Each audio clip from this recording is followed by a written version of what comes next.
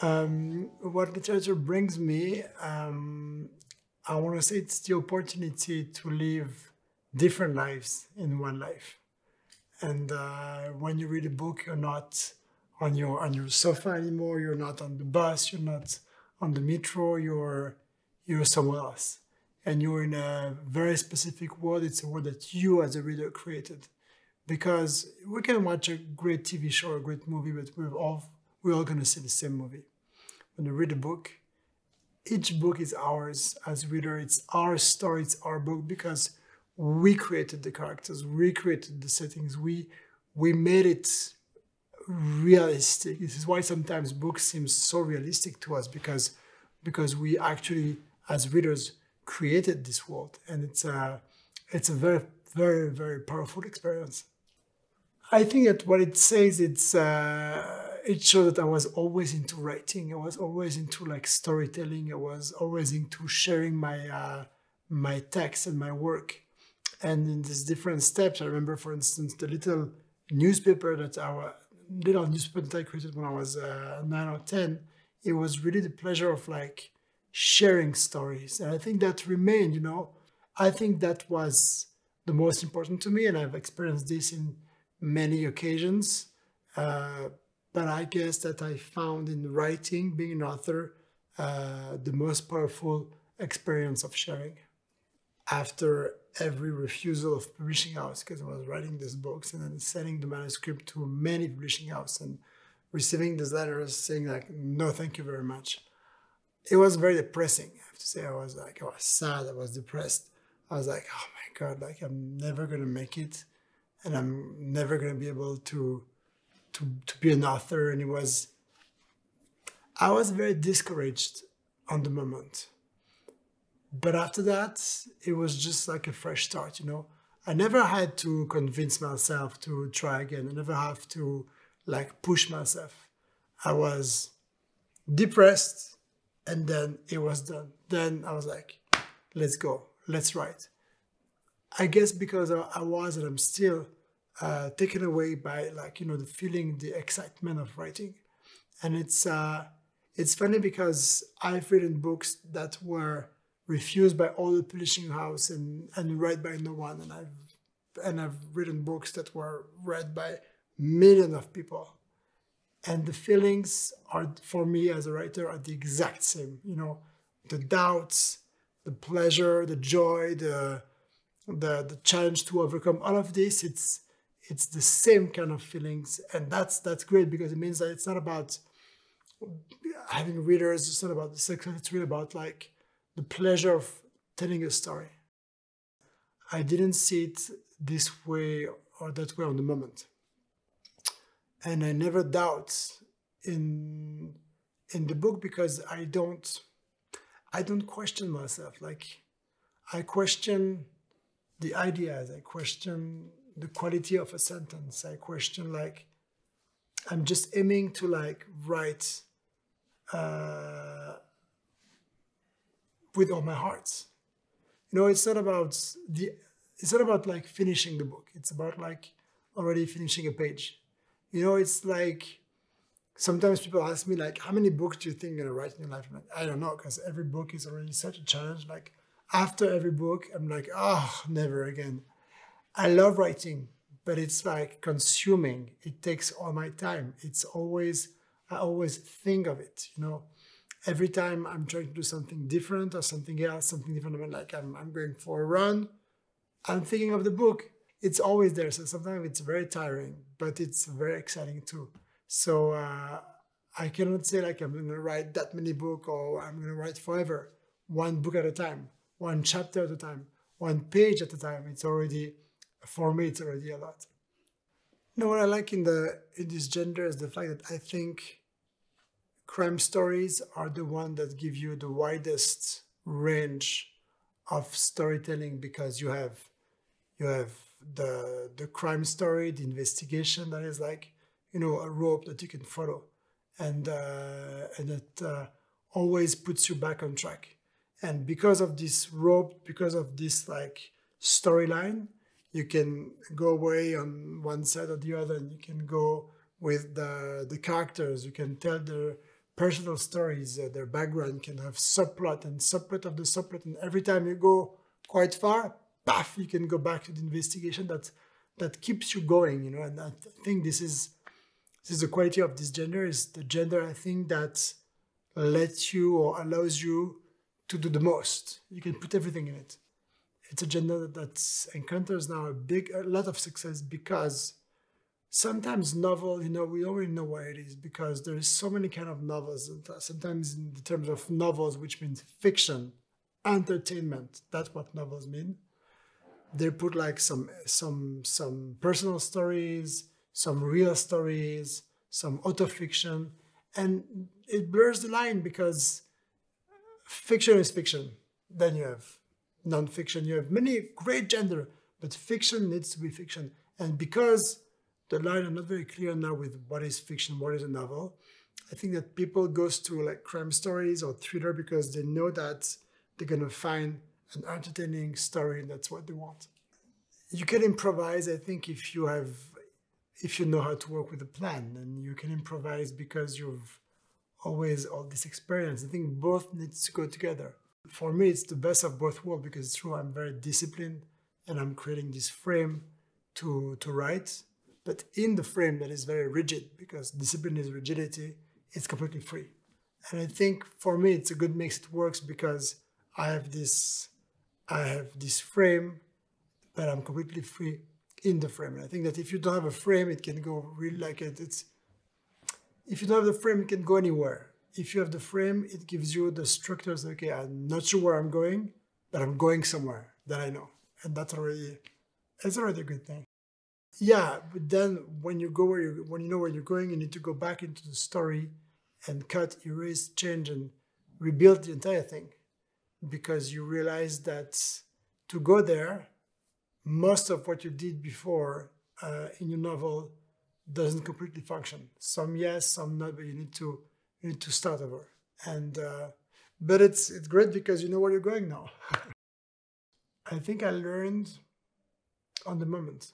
We learn, you know, we learn a lot by trying, by failing, by trying again. I think the point is we need to try, and we live sometimes in society, I think that like trying or failing is not accepted. But actually failing and not knowing what we're doing and not knowing where we're going is part of the process. And whatever we face in life, when we face a crisis, we have to take it as an opportunity. I don't research at all because I feel like researching will take away from the pleasure of the plot, of creating the plot the way I want. Like, for instance, in my last book, at some point, it's end of June in Geneva, Switzerland, and it's I'm saying I'm giving the dates, year 2022. It's a beautiful and hot day, and they're all in the swimming pool. I need this for the plot.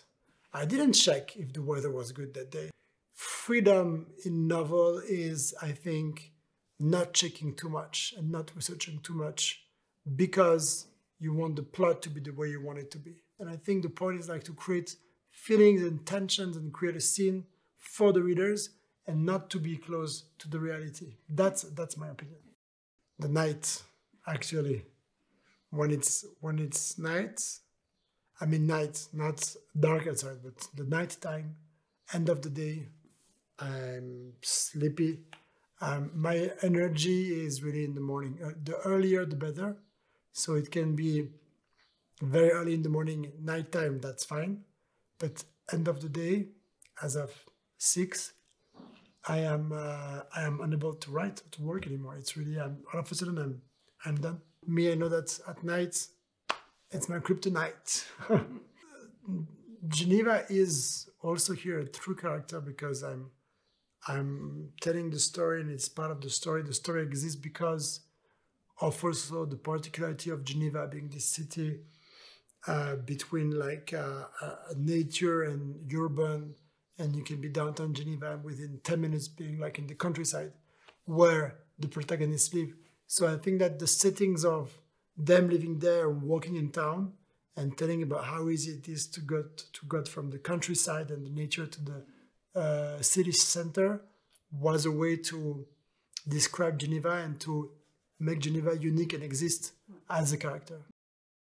Yeah, I think it's very difficult to keep our instinct, to listen to our instinct, because we live in a world where we're very oriented towards the other people. Like sometimes people we don't know. We are looking for validation from, I don't know, on social networks from people we don't even know. That's a big mistake that we did, all of us, is forgetting that we have this crazy instinct that will always be right to us and that will always give us the right direction. It's an instinct that we share with the animals, and we have the same thing in our DNA, and we don't really use it, or not enough. And that's also a bit of the point of this book. In the books, I think it's also one of the promise when I read the story. It's like, okay, but everything is under our eyes, you know, because as a reader, I'm like, okay, when I read a book, when I choose to read a book, I choose not to read all these books, you know, because I chose this one. So this experience needs to be like worthwhile. And for me, what is important in a story is like you have everything and you know that you have all the cards and you could win the game against the author and say, oh, I knew it was him. I knew it since page 200. But the pleasure is for the reader to say, oh my gosh, he got me, because I could have known it, and I did not. And that's, I think it's important. You cannot add at the end of the story, all of a sudden, like five pages before the end, you say, oh, by the way, that night a guy was driving by and then he's the murderer. It's like, what? You never like mentioned this guy before. It's not possible. No, Room Enigma from 622 was a big challenge, because I was for the very first time studying the story in Geneva, in my city where I was born, where I still live.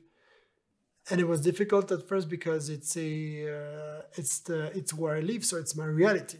And so create a fiction in the world of my reality, it was not easy at first, but it was challenging, but I'm happy I did it. I went a lot on the stage because I was just very, very interested and very fascinated by like being on a TV set and seeing parts of my story becoming alive, you know. It was mesmerizing. Absolutely, and I often tell the readers, this is not the truth. This is not the only truth on the way the characters look and the way the way the house is and whatever. It's not the truth. It's up to you to decide. So this is only the adaptation of Jean-Jacques Hano, only what he saw, the director, only the way he perceived the characters. And of course, you as readers are going to see it differently. That's the point. That's the point of books. It's to give the opportunity to anyone to create their own movie. Yeah, I did a few cameos, as we said. Once I'm a student. Once I'm in the background. Once I'm a policeman. It was fun. It was really fun. I don't have like on the moment a specific movie, but it's interesting because it gives you like an answer about inspiration. You know, what is inspiration? You don't really know. It's everything. It's everything you've seen, everything you've tried, everything you've done. It's somewhere in your brain. So all the movies I've watched are an inspiration, whether I want it or I don't want it. If I like them, of course it's an inspiration. If I didn't like them, of course it's an inspiration too, because you don't want to reproduce something that you didn't like. So inspiration is really like, it's everything. It's a mix in between two words.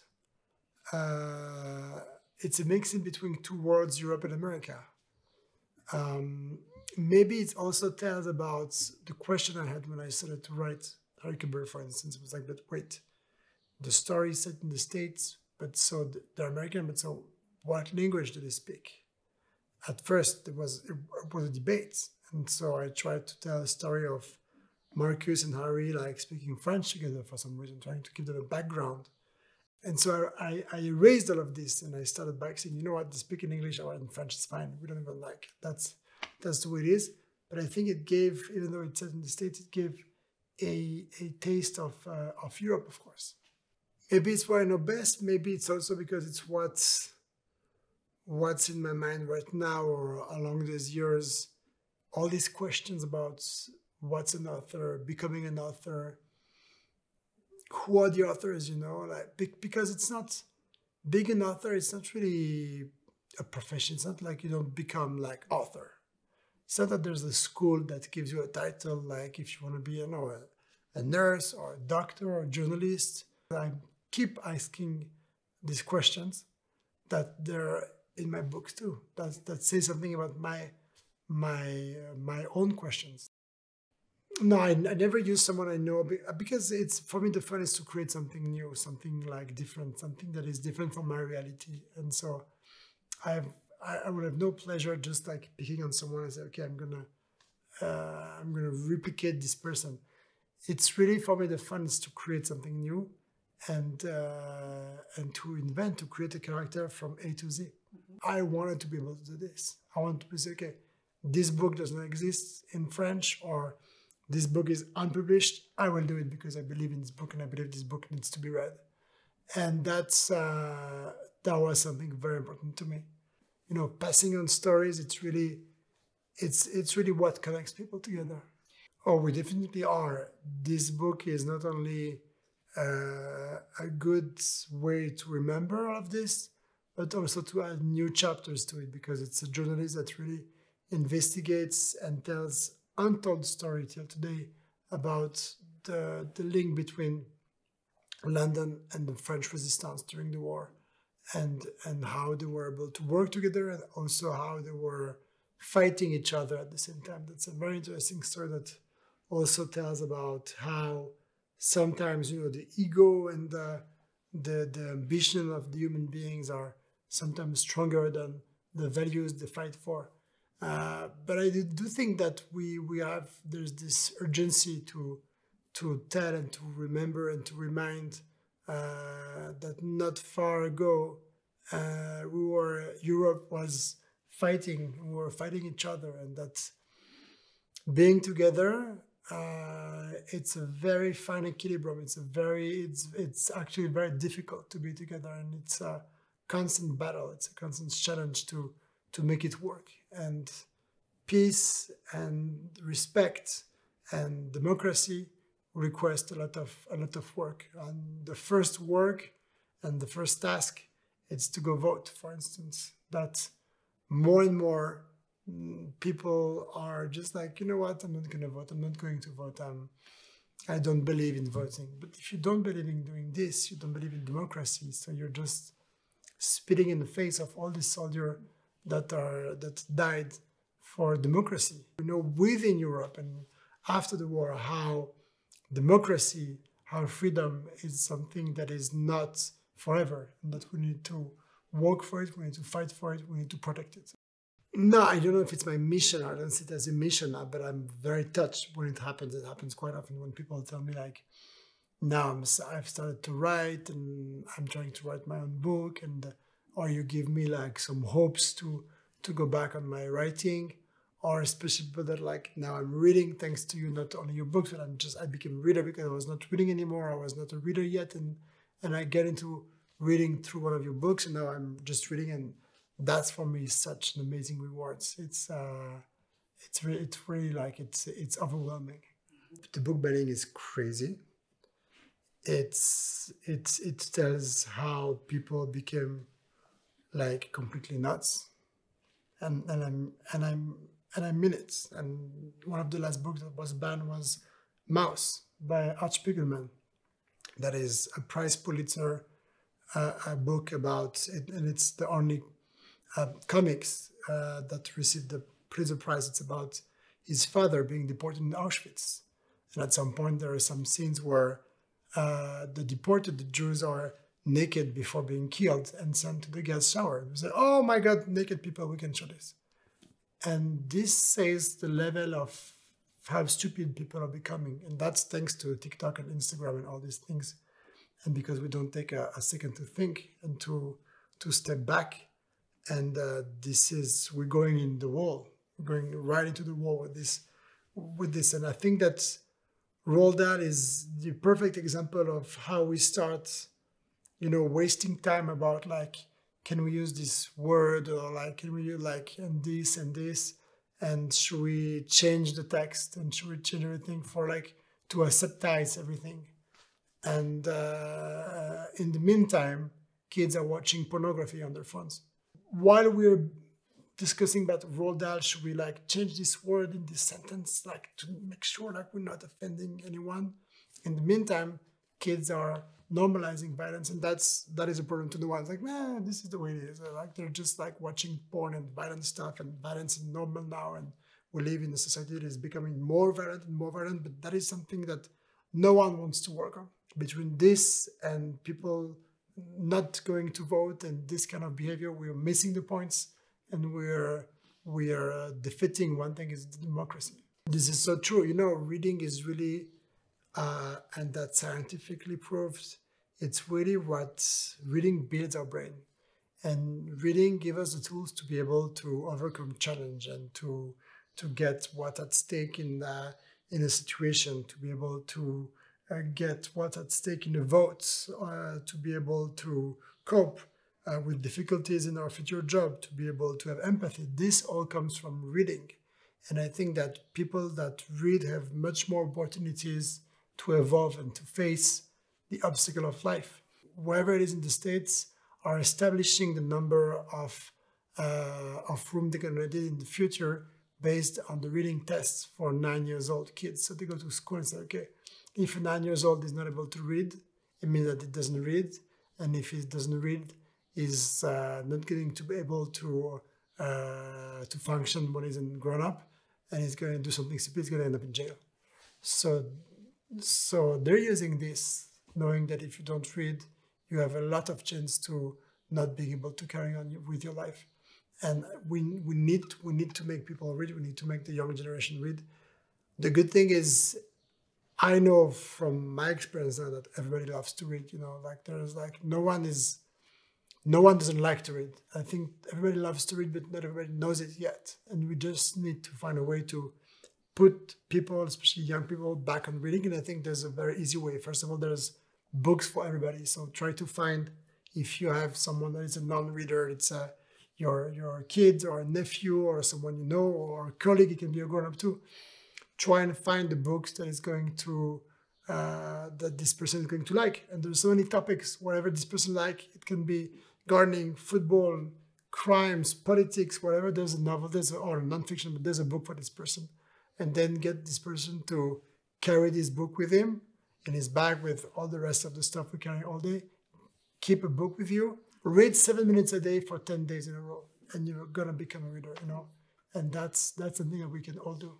We'll finish our life, and I think we're look at ourselves in the mirror in the last minutes of our life, and we, I think, going to think of people we loved, like, was I loved and did I love?